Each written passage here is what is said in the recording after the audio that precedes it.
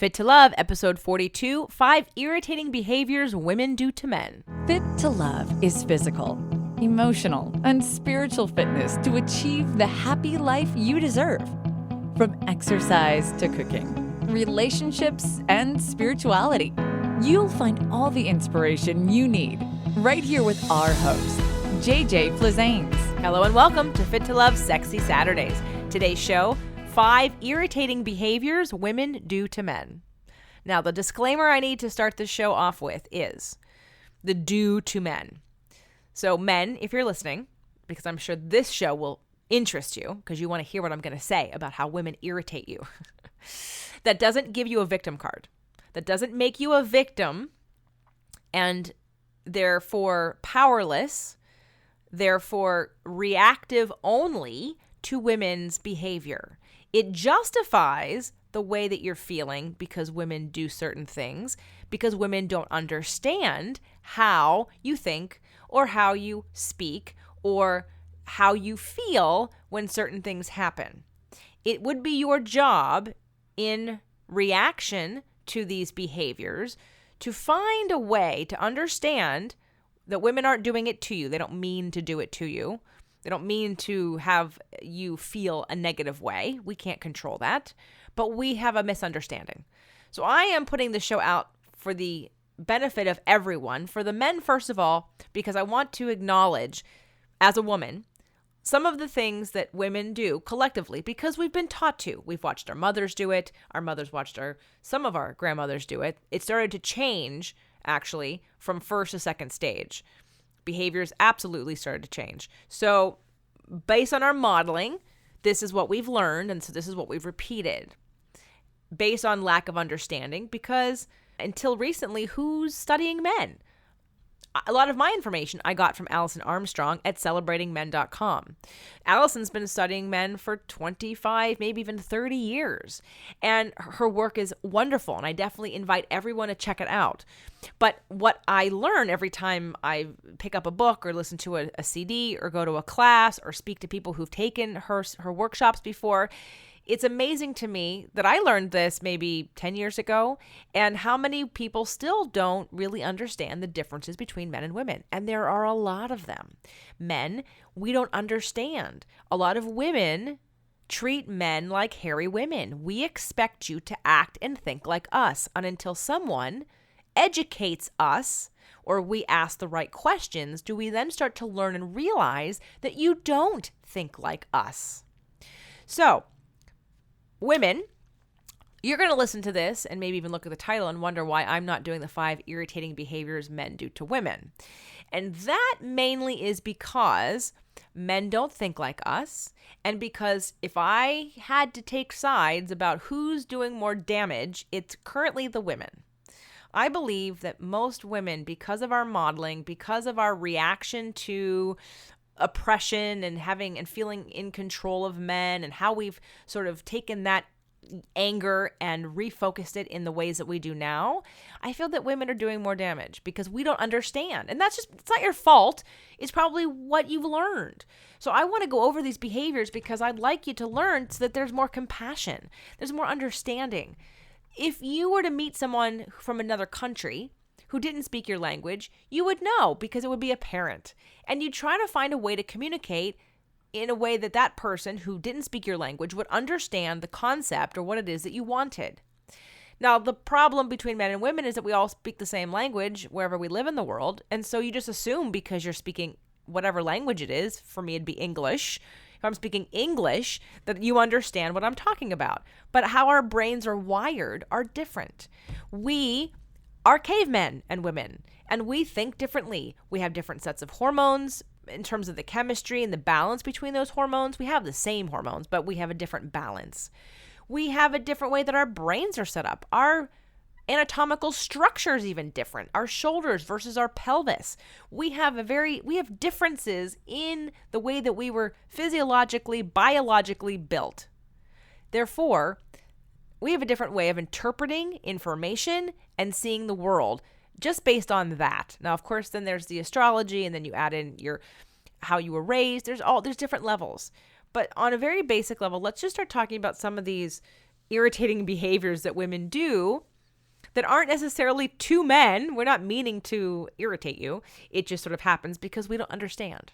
So the first one that I learned the hard way was interrupting. Now, if you're a man who've had sisters, or if your husband or boyfriend or friend or the guy that you're dating has grown up with sisters or a lot of women around him, he's probably okay with this. He probably doesn't like it, but he probably understands it a little bit better than a man that's grown up with really very little female influence around him and mostly just masculine energy. Because men are single focused, they were meant to go out and hunt the deer. That's why men focus. It's for survival. And women, we have diffused awareness. We're really good at finding the keys. We're really good at finding things in a room full of chaos. We know where things are. And it doesn't take us long to find that thing. So we're built, again, focused versus diffused awareness. Both men and women can do both, but we're built differently. When men speak, they have an idea in their mind. Think of it like a train on a track. And they have a point. They may have a story, but they want to get to the end of that story. If you watch a man speak to another man, they never interrupt each other. One waits until the other is done speaking for the other one to speak most of the time. Now, I'm sure there's situations where that would not be true, maybe in a legal situation, or you got a sports situation, or just a very sort of rowdy environment. But when people are really concentrating on communicating, when men talk to each other, they wait till one is done before the other one starts to speak. So ladies, I invite you to watch men converse and notice. Women, now this is for the guys. When women speak, we want connection. We're looking for that you're paying attention. We want you to identify yourself in our story. We want to know that you're with us. So we want you to make a sound or to interrupt us or to add something to the conversation. Women interrupt themselves all the time. We talk in circles. We don't talk in straight lines. And it's because we want that connection. Now, sometimes women are really good at closing the circle. There may be 4 or 5 circles going on, and then we close it at the end. But women, we just want to feel that energy, that flow, that connection. So women, when you're conversing with a man, let him finish and try to keep your mouth shut and not interrupt him. Now men, sometimes for us, it gets really hard because if you're telling us a really long story and we're not that interested in the details, we don't want to hear it. We become like you and we want you to get to the point. Because if we're not supposed to interrupt you, we can't last that long listening to a big, long story about something we don't care about. So there's a fine tuning and a balance that has to happen. So ladies, if you're with a guy that gets really upset because you interrupt him, it's because he doesn't feel respected. He doesn't feel heard because you are disrespecting him by not allowing him to finish his thought. It is sometimes harder for a man to be interrupted and get back on track. See, he was a linear thinker and he had a point at the end of the story. But if you interrupt him, he now is listening to your point and therefore he's off the line he was following and he's now on a different line. And getting back may not happen very easily and it may be very irritating. So the first behavior that women do that irritates men is to interrupt them when they're speaking.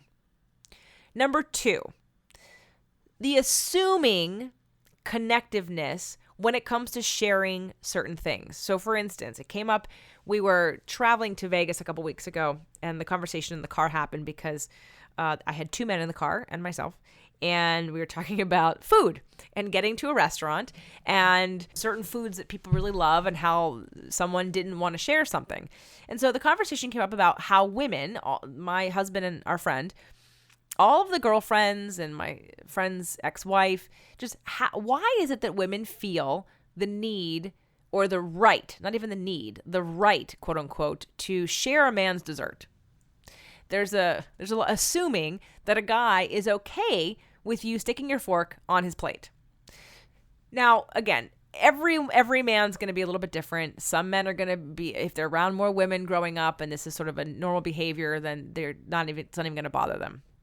But if there was any scarcity or lack in growing up, or you have lots of brothers and sisters, especially if you come from a big family, when you come from a big family, you share everything. So when you get your own thing, you don't want to share it because it's yours. It's your prize. It's the only thing that's yours. It's not a piece of hand-me-down clothing. It's not sharing the bathroom or watching the television or having to share the same cups and glasses. It's your thing. So for some guys, it's really irritating that women just want to have a bite of your own dessert because they feel like, well, get your own. Now, gentlemen, women aren't trying to stick their claws in you necessarily. Sometimes it's a form of connection, and sometimes it allows us to know that you're with us. Sometimes, not all the time. For a lot of women, it really is just that I want a bite of dessert because I don't want to gain 10 pounds eating a whole dessert every time we're out.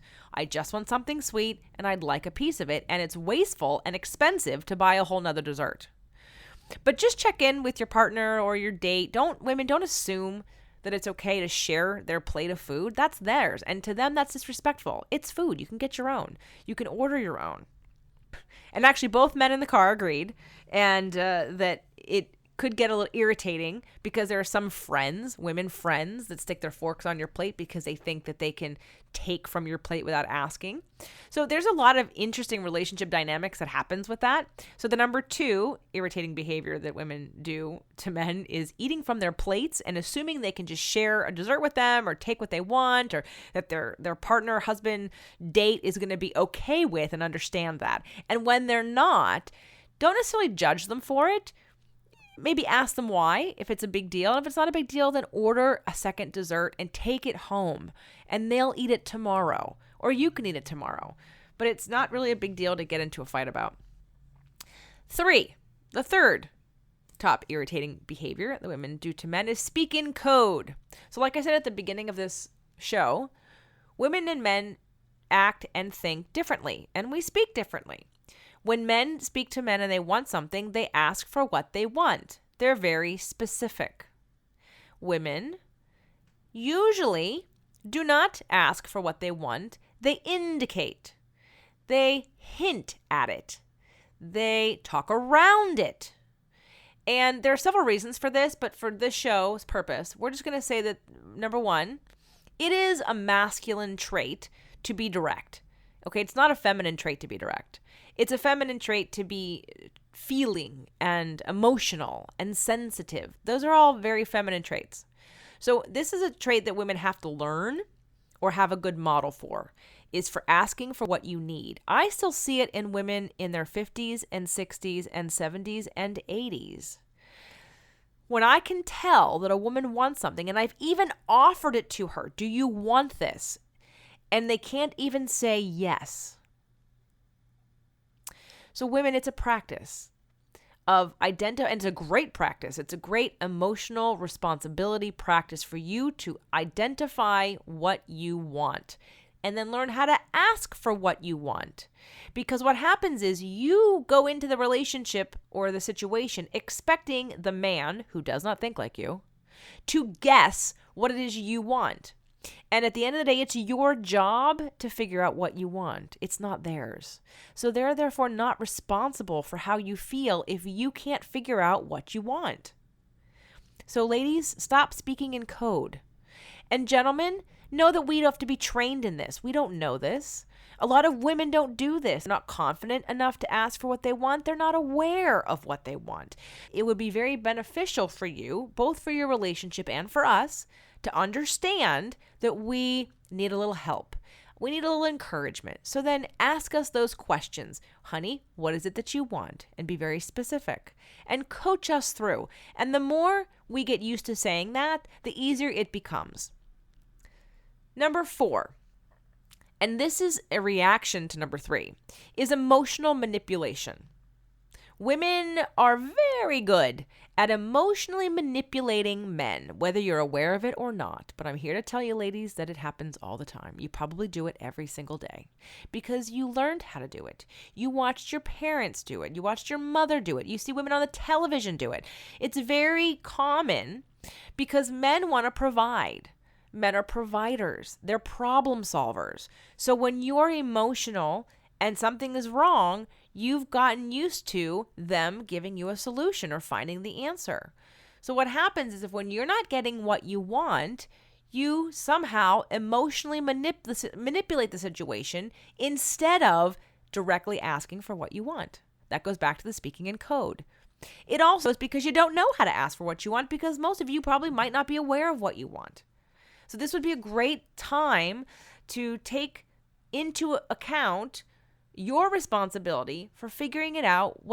Nobody's inside of your head and no one can feel what you're feeling. So it does come back to you needing to understand what it is how am I feeling and what do I want and how do I ask for that? And is it fair to my partner, husband, boyfriend, date to play this game of I'm going to get upset until you do what I want? That can't feel good, especially when you're aware that you're doing it. But I know a lot of people aren't aware they're doing it. So gentlemen, women may not be aware they're doing it. If they are not, because it's years and years of modeling and behavioral practice, let them know. In order to transform the behavior, we have to be aware that we're doing it, and we have to acknowledge that we're doing it. Now, I say emotional manipulation for women to men, but it happens equally in opposite. Men also learn from their mothers and sisters and wives how to do the exact same thing.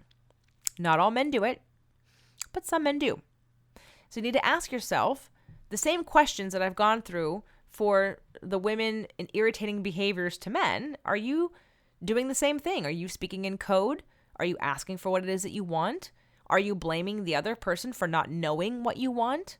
Are you emotionally manipulating them? It can go both ways. I just have seen it more towards the women doing it to the men, but it absolutely happens in reverse. The last irritating behavior women do to men is coming up next, but I do need to take a moment to thank our sponsors. Get the hottest tips and latest trends for your business success with today's Innovative Woman magazine, a free print and online digital magazine. Plus, receive the special bonus video series, Platforms for Profit, the must-have marketing essentials for outrageous success, taught by media and marketing strategist Kathy Alessandra. Who is today's innovative woman? She's a smart and savvy business owner. She is driven and committed to success. She invests in herself and her business on everything from products to grow her knowledge, services to grow her business, and events to learn and connect with potential clients and customers. You can claim your free subscription today and get it mailed to your home or office at today'sinnovativewoman.com. Want even more up-to-date recipes, product reviews, exercises, and mental stimulation? You can find step-by-step articles from top-notch experts on invisiblefitness.com/blog. If you're busy like me, you may want the convenience of having these articles mailed directly to your inbox every month. So be sure to register your name and email at the top of the page so we can make sure you don't miss anything. Again, that's invisiblefitness.com/blog, invisiblefitness.com/blog. The fifth and final irritating behavior that women do to men is and it's kind of two parts, is to nag, but also I will call nag emasculating. Nagging can also be considered emasculating. Emasculation is basically shaming, stripping them of their dignity, of their honor, by treating them like a child. And nagging, while women might think, oh, but I care about you and that's why I'm doing it. Nagging is a form of projection and displaced energy. You're having something going on within you, and instead of dealing with what's going on within you and allowing the other person the respect of suffering their own consequence, you're going to try to control them. So let's put it in the way of health, because that's the biggest one. And I'm as guilty of it as anyone else. For nagging my parents or nagging my husband, and not that I do it often, because actually recently we were asked in Vegas, do I nag? And the conversation was that no, I don't nag very much, which is a good thing. But I know at one point in time I did. And the nagging came from the idea that, oh, I am worried about you and I want to control or influence your behavior so that you are healthy and the best you can be. But the real root of that is because I'm uncomfortable if you're not. And there's the emasculating part first, which is, let's deal with emasculation first. Emasculation is basically dishonoring, disrespecting your man or a man, and telling them that they're powerless, that you know better than they do, that you're not respecting their choices, and that you don't acknowledge that it's their choice. And it's become in our society very common, and even we make fun of it all the time. Men on TV shows are emasculated. It's almost common behavior to have the woman yelling at the man. And that's really sad. And not that women can't yell at a man and a man can't yell at a woman. I guess healthy, angry conversation that processes the emotion and gets to the point and then leaves is a good use of expression. But a lot of women emasculate men to control them because they're afraid of them. And at the end of the day, your man probably pulls away and might leave you or cheat on you or just not disclose things to you and protect his heart because he doesn't want to be hurt, because basically emasculation is hurting them. Now, in a lighter form of emasculation is the nagging. But nagging over time is emasculation. And the nagging and the controlling and the, with the health, that comes down to you. I mean, they both come down to you. When you emasculate a man, it's because you want to make them weaker than you. You want to disempower them because you don't want to feel, you're afraid of their energy. You're afraid of, you don't feel safe. So you have to break them down in order to have control. And that control issue is your issue. And it's not their responsibility to heal that. It's a really big issue, this nagging and emasculating. And sometimes men get so used to it that they just check out. And this is a reason why a lot of men leave. One of the reasons why older men leave their wives is because they're tired of being emasculated. And when men get into their king stage, which is about 50 years old, 50, 55 and up, and they've built their kingdom and they've worked and they've done what they've needed to do, they get tired of being nagged. They want to be left alone. They know who they are and they're not asking for your advice. So to constantly be nagging your man eventually sometimes will drive them away. And the reason why they choose a younger woman isn't because they're younger and it's a newer model and they're thinner or prettier or have less wrinkles or whatever. That's not why they choose them. They choose them because those younger women aren't going to nag them. They're going to treat them like a king. And that's what they want. That's what men want. That's what they deserve and respect and anticipate when they get to the end stage of that journey of growing up and going through building a business and supporting a family. And now they're done and they want honor and respect just like a king. They've taken care of their family. They've provided. They've done their job. Now it's their time to bask in that glory. And if you're not going to be on the same page with them, then they're going to get rid of you.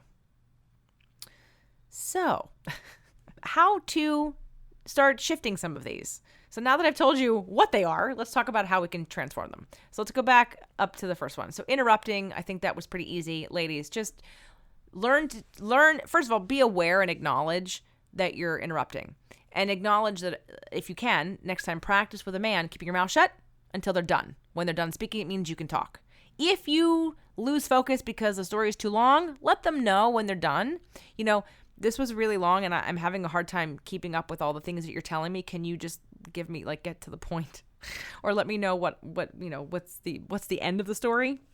They might not like that because they sometimes want to share like we do, but it's being honest. Be honest rather than check out, because if they ask you if you remembered any of that story and you say no, you're in trouble.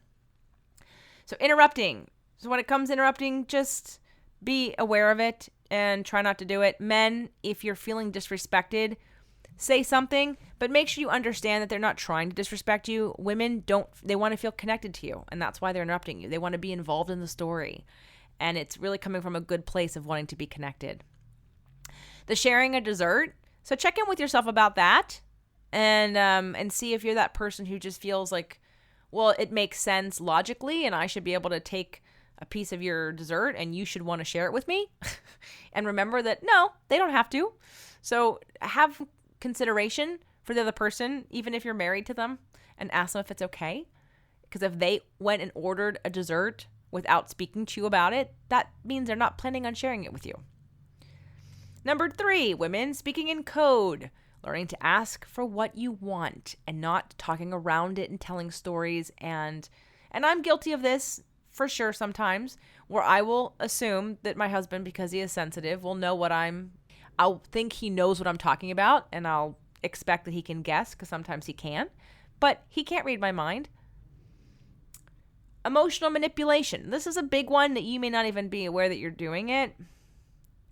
If you get into the place where you are holding your ground, if you feel like you're holding your ground, that's emotional manipulation. If you are stubbornly not moving your position until somebody behaves differently or says or acknowledges something, that's emotional manipulation. Nagging and emasculation really goes to a very much deeper issue. And it's a hard lesson to learn. You have to be willing to learn it, though. The lesson is that your husband, son, son-in-law, brother, friend, he is his own person, and allow him the right to suffer his own consequences. And if you want to be of service to a man, ask if your opinion is wanted, and ask if it'd be okay if you share some thoughts, because we're still nurturing women, and we love and care for people. That's part of what we do. We have the ability to give birth and give life. So of course we want to love and nurture, but there's a certain point in which that nurturing becomes more possessive and more controlling, and and disrespecting to the child, to the husband, to the friend. They're in charge of their own life, and it's their responsibility to take control of their life, and it's your responsibility to take control of your life. And if you're using them as your excuse to be upset, then you're as guilty as they are. So remember, nagging and being on top of somebody else could just mean you need better boundaries. If you have told them that you want to go to an event together and they're always late, then you need to create a better boundary. Tell them that you're leaving at this time, and if they're not ready by 2 minutes after that, that you will be leaving without them. And then do it. But if you don't create the boundary, and then they push the boundary, and then you get upset and yell at them, you're as guilty for not setting a better boundary and having some consequences. We have to put consequences in place to let people know that we're serious, and to say, this is how I'm going to do this, or compromising and finding another way to do it. So the nagging and emasculating, it's not fair to men, and it's not fair to us either, women, because it's an excuse for us not to focus on ourselves. It's running away from what's really going on with you when you're so concerned about somebody else. The best thing you can do for anyone, ladies and gentlemen, is find a way to be the happiest, healthiest, best you possible by having emotional awareness, by healing your wounds, by acknowledging when you're triggered and taking responsibility for that, by asking the question of what your needs are and getting your needs met, because then you have more to give, and you are a happier, healthier, more whole person that people want to be around. So ladies, I will not be doing a show about the 5 irritating behaviors men do to women, because men don't do it purposely. And I don't think that traditionally anymore they're disrespecting us on a level that we may be disrespecting them. And if you disagree with me, however, come on over to fittolove.tv and let me know. If I'm missing a few behaviors, I'm trying to check in with my own life and think about that. And I don't get angry very often. And when I used to get angry, when my husband and I were having sort of a rough patch and I would get defensive or I would get angry, I asked myself what I could do about it. And while I acknowledged that we had different wounds we were dealing with and different triggers, all I could do is work on mine. And as I did that, everything changed. So taking responsibility for your emotions is the most empowering position you could be in. And it is the most effective way to change your relationships and have a happier life. I hope you've enjoyed today's show, and I look forward to hearing from you on fittolove.tv. If I've triggered you, I am sorry, but come on over and let me know so I know what it's about. All right, have a great weekend. Break the vicious cycle of emotional eating and take back your power over food with Dr. Lisa Gelper. Visit her site at poweroverfood.com to read her articles, watch her videos, sign up for her monthly email tips, and check out her current classes. Is your website working for you? If it's not, Every Angle Media can help transform your existing business presence and build you a website that works when you're not working. Visit us online at everyanglemedia.com. The Fit to Love podcast show offers you 6 days a week of helpful content to achieve the happy life you deserve. Movement Mondays and Tasty Tuesdays are weekly video casts, while Wellness Wednesdays, Thoughtful Thursdays, Freedom Fridays, and Sexy Saturdays are audio-only shows themed every week to address your holistic life and needs. If the show inspired you, we would love for you to share it and subscribe. Thank you so much for joining us today. Head on over to fittolove.tv for recaps of every show, resources, and to join the community. That's FIT, the number 2, LOVE.TV. Have a fit and fabulous day.